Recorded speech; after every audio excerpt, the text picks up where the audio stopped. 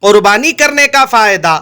جامع ترمذی میں حدیث پاک ہے، سیدتنا عائشہ صدیقہ رضی اللہ عنہ سے روایت ہے، حضرت رسول اللہ صلی اللہ علیہ وسلم نے ارشاد فرمایا، آدمی قربانی کے دن ایسا کوئی عمل نہیں کرتا جو اللہ تعالیٰ کے پاس قربانی کا خون بہانے سے زیادہ پسندیدہ ہو۔ یقیناً وہ قیامت کے دن اپنے سینگ، بال اور کھروں کے ساتھ آئے گا اور قربانی کا خون زمین پر گرنے سے پہلے اللہ تعالیٰ کی بارگاہ میں قبولیت حاصل کر لیتا ہے۔